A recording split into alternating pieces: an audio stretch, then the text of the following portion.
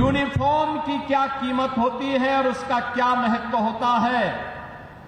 आपने अभी ऑपरेशन सिंदूर के माध्यम से पाकिस्तान की कमर को तोड़ने वाले भारत माता के बहादुर जवानों के शौर्य के माध्यम से देखा होगा। कैसे प्रधानमंत्री मोदी जी के मार्गदर्शन में भारत के बहादुर जवानों ने पाकिस्तान को चारों खाने चित्त करते हुए उसको उसकी ही औकात में लाने का काम किया है। अब तो भारत ने बता दिया है कि अगर हमारे एक नागरिक को भी छेड़ोगे तो अपने अस्तित्व के लिए जूझोगे, अपने अस्तित्व के लिए जूझोगे।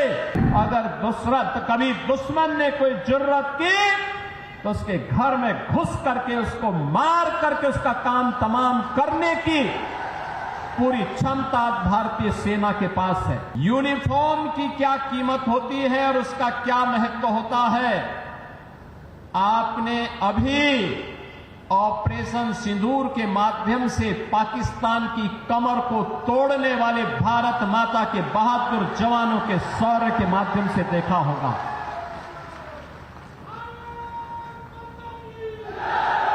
आपने देखा होगा कैसे प्रधानमंत्री मोदी जी के मार्गदर्शन में भारत के बहादुर जवानों ने पाकिस्तान को चारों खाने चित्त करते हुए उसको उसकी ही औकात में लाने का काम किया है।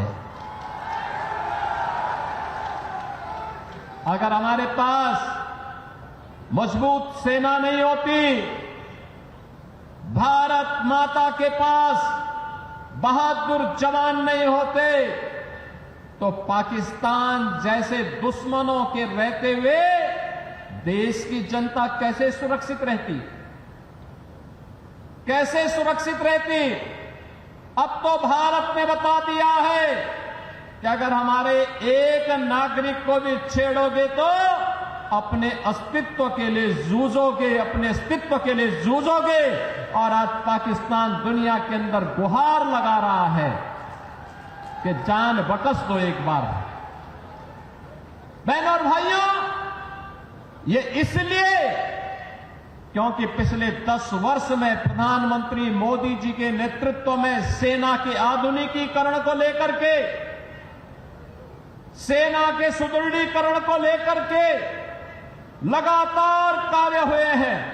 और इसीलिए भारत की सेना दुश्मन के किसी भी प्रकार का मुकाबला करने के लिए सदैव तत्पर रहती है। अगर कभी दुश्मन ने कोई जुर्रत की तो उसके घर में घुस करके उसको मार करके उसका काम तमाम करने की पूरी क्षमता भारतीय सेना के पास है। बहनों और भाइयों, जो काम देश की सुरक्षा के लिए सेना का है, उसी प्रकार का कार्य आंतरिक सुरक्षा में कानून का राज स्थापित करने में पुलिस की हुई होती है। याद करिए 2017 के पहले का उत्तर प्रदेश कोई सुरक्षित नहीं था। सायंकाल होते होते सड़कों पर कर्फ्यू जैसा दृश्य दिखाई देता था। उपद्रवी और उत्पाती सड़कों पर आकर तांडव करते थे।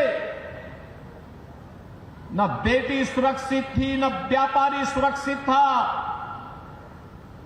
हर तीसरे दिन एक दंगा होता था।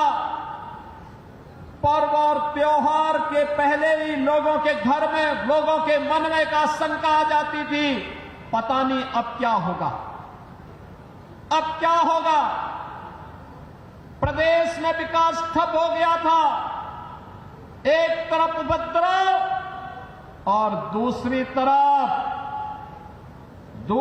तरफ अंधेरा। इन दोनों के बीच का समन्वय था समाजवादी पार्टी और पहले की 2017 की पहले की सरकारें। वे गुंडों के साथ मिलकर के प्रदेश में अराजकता फैलाते थे, कानून के लिए संकट खड़ा करते थे। बेटी और व्यापारी की सुरक्षा के साथ उनके सुरक्षा के साथ खिलवाड़ करते थे, सज्जनों को प्रताड़ित करते थे, दुर्जनों का महिमा मंडन करते थे। यही पिछली सरकारों का कार्य था।